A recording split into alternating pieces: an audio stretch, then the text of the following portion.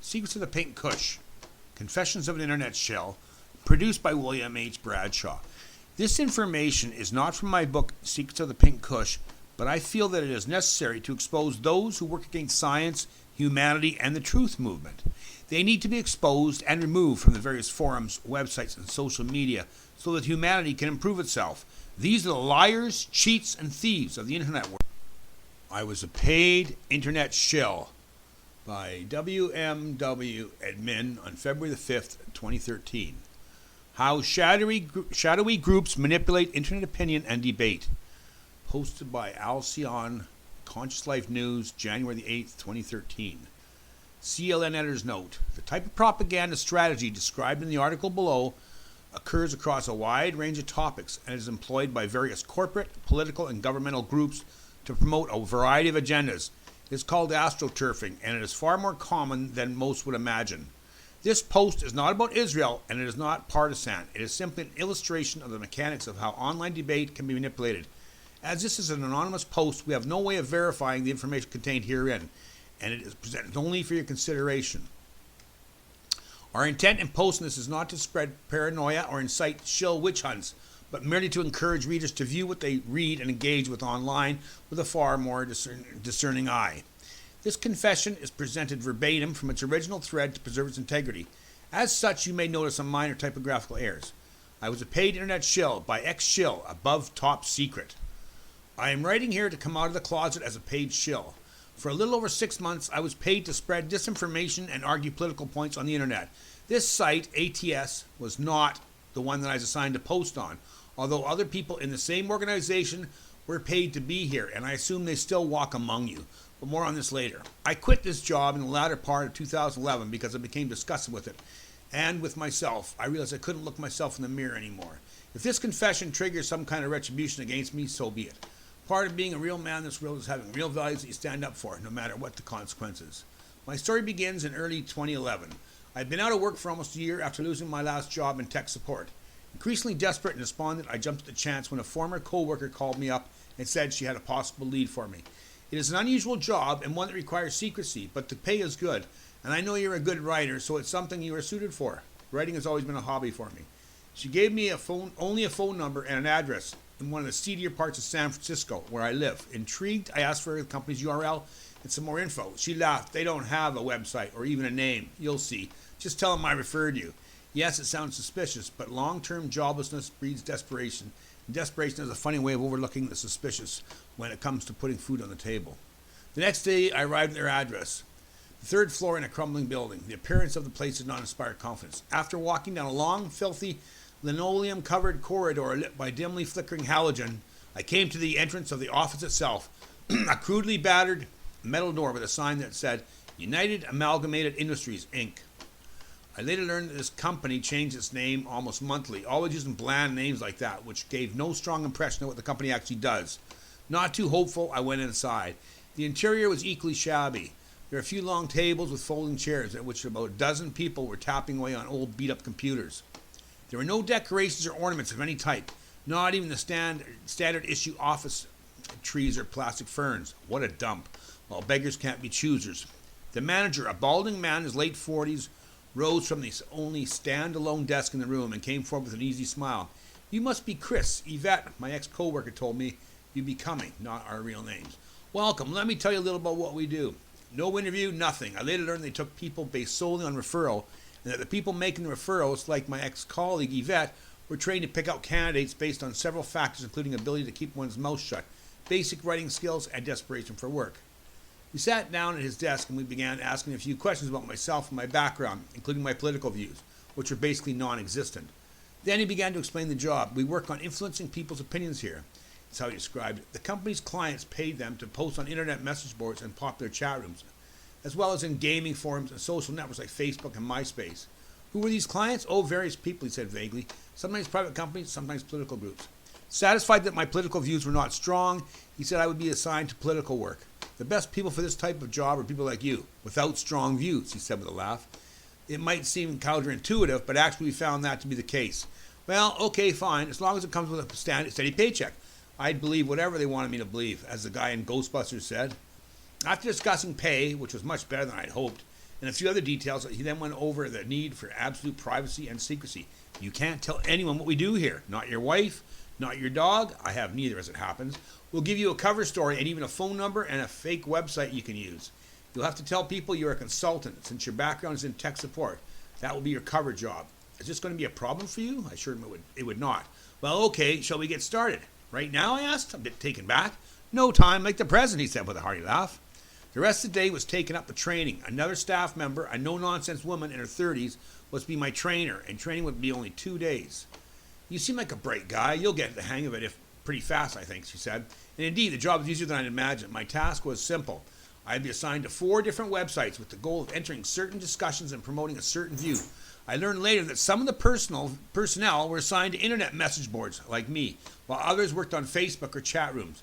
It seemed like these 3 types of media each have a different strategy for shilling, and each shill concentrates on one of the 3 in particular. My task? To support Israel and counter anti-Israeli, anti-Semitic posters. Fine with me. I had no opinions one way or the other about Israel. And who likes anti-Semites and Nazis? Not me, anyway. But I didn't know too much about this topic. That's okay, she said. You'll pick it up as you go along, for the most part. At first, you'll be doing what we call mem patrol. That is pretty easy. Later, if we show you promise, we'll train you in more complex arguments where more in-depth knowledge is necessary. She handed me 2 binders with sheets enclosed in limp plastic. The first was labeled simply Israel in magic marker on the cover. It had 2 sections. The first section contained basic background info on the topic. I would have to read and memorize some of this as time went on. It had internet links for further reading, essays and talking points, and excerpts from some history books. The second and larger section was called Strat, short for strategy, with long lists of dialogue pairs. These were specific responses to specific postings. If a poster wrote something close to X, we were supposed to respond with something close to Y. You had to mix it up a bit, though, said my trainer. Otherwise, it gets too obvious. Learn to use a thesaurus. This section also contained a number of hints for derailing conversations that went too far away from what we were attempting. These strategies include various forms of personal attacks, complaining to the forum moderators, smearing the characters of our opponents, using images and icons effectively, and even dragging the tone of our conversation down with sexual innuendo, links to pornography, or other such things. Sometimes we have to fight dirty, or a trainer told us. Our opponents don't hesitate to, so we can't either. The second binder was smaller, and it contained information specific to the websites I would be assigned to. The sites I worked with were Godlike Productions, Lunatic Outpost, CNN News, Yahoo News, and a handful of smaller sites that rotated depending on need. As stated, I was not assigned to work ATS, although others in my group were, which is part of the reason I am posting this here rather than elsewhere. I wanted to post this on Godlike Productions at first, but they have banned me from even viewing that site for some reason. Perhaps they're on to me. But if somebody connected with this site that can get a message to them, I think they should know about it, because that site I spent a good 70% of my time working on. The site-specific information in the second binder concluded a brief history of each site, including recent flame wars, as well as info on what to avoid on each site so as not to get banned. It also had quite detailed info on the moderators and the most popular regged posters on each site, locations if known, personality type, topics of interest, background sketch, and even some notes on how to push the psychological buttons of different posters. Although I didn't work for Above Top Secret, I did see that they had a lot of information on what is called Watts posters, which is the ones with gold borders around their edges. Focus on the popular posters, my trainer told me. These are the influential ones. Each of these is worth 50 to 100 of the lesser known names. Each popular poster is classified as hostile, friendly, or indifferent to my goal. We were supposed to cultivate friendship with the friendly posters as well as the mods, which is moderators, basically by brown nosing and sucking up.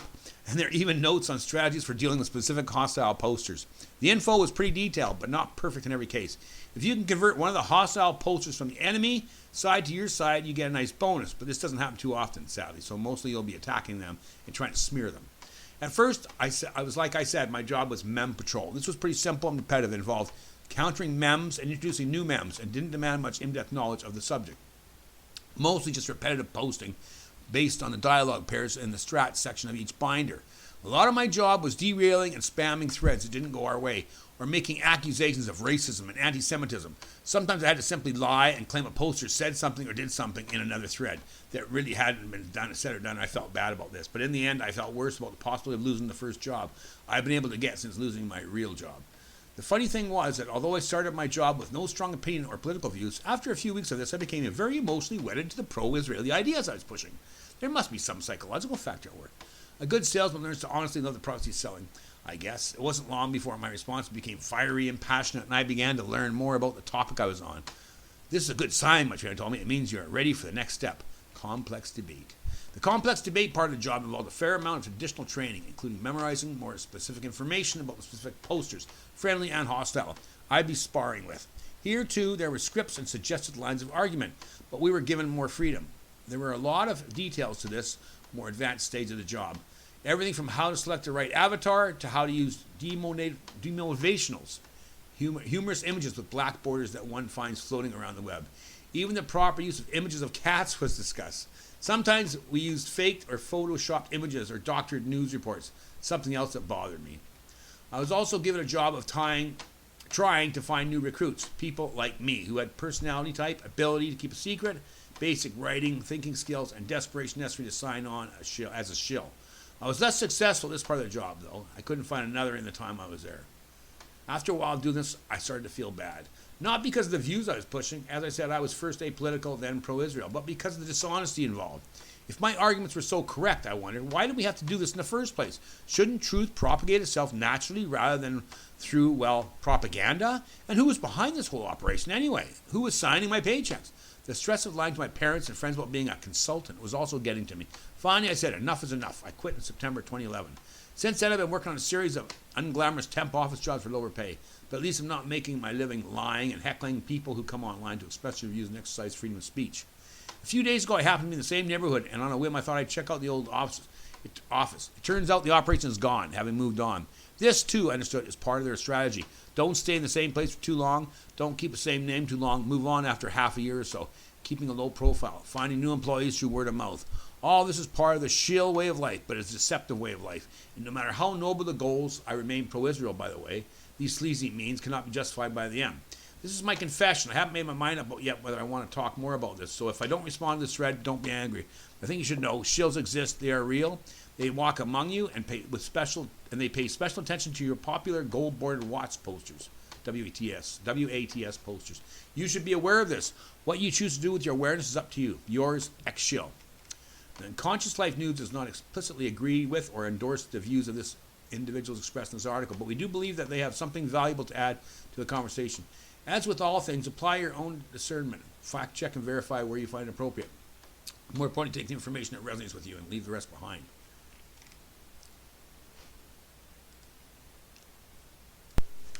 Secrets of the Pink Kush. The book Secrets of the Pink Kush reveals the science and facts behind these tetraploid humans. They do not want their existence known, and they have help from some people among us. Find out whom, and more importantly, why. Hint, involves an ancient conspiracy that threatens all of mankind due to its evil nature.